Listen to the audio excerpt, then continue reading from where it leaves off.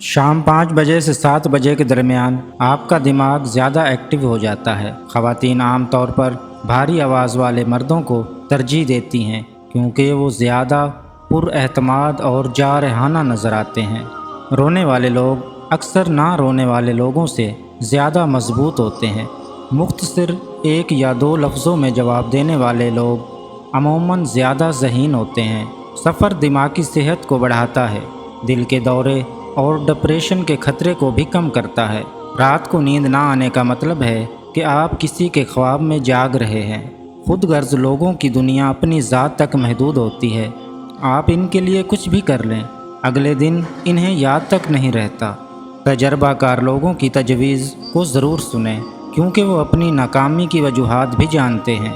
بہت سے نوجوان جو 9 سے 8 گھنٹے سے کم سوتے ہیں وہ چڑچڑے اور یہاں تک کہ ڈپریشن کے شکار ہوتے ہیں۔ زیادہ دیر تک تنہا رہنا آپ کی صحت کے لیے اتنا ہی برا ہے جتنا کہ دن میں 15 سگریٹ پینا۔ انسان جتنا ہوشیار ہوتا ہے اتنا ہی تیزی سے سوچتا ہے اور اس کی لکھاوٹ اتنی ہی سست ہوتی ہے۔ کبھی بھی کسی کے ساتھ زیادہ پیار یا دیکھ بھال کا اظہار نہ کریں کیونکہ یہ انسانی رجحان ہے کہ وہ ہمیشہ مفت کی چیز کو کم سمجھتا ہے۔ جب آپ کو کسی ایسے شخص کی طرف سے نظر انداز کیا جاتا ہے جس کی توجہ آپ کے لیے سب سے زیادہ اہمیت رکھتی ہے تو آپ کے دماغ میں رد عمل جسمانی درد کی طرح ہوگا۔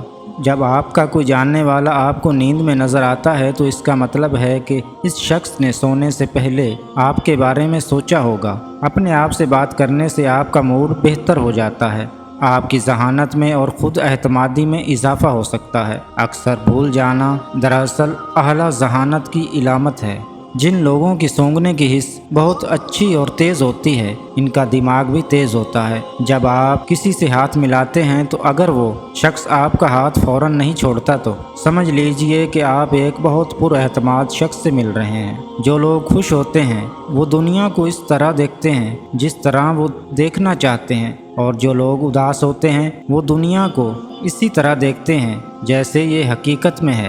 جذباتی لوگوں میں دوسروں کے مقابلے میں زیادہ طاقت ہوتی ہے کیونکہ وہ ہر چیز کو جذبات سے جوڑتے ہیں۔ عموماً دیکھنے میں آتا ہے کہ ایک بہت اچھے انسان کو اس کی فیملی ویلیو نہیں دیتی جو دوسرے لوگ دیتے ہیں۔ آپ عادتاً جو سوچتے ہیں ظاہر وہی بنتے چلے جاتے ہیں۔ آپ کا سفر بہت ہلکا اور آسان ہو جائے گا اگر آپ اپنے ماضی کو اپنے ساتھ نہیں رکھیں گے۔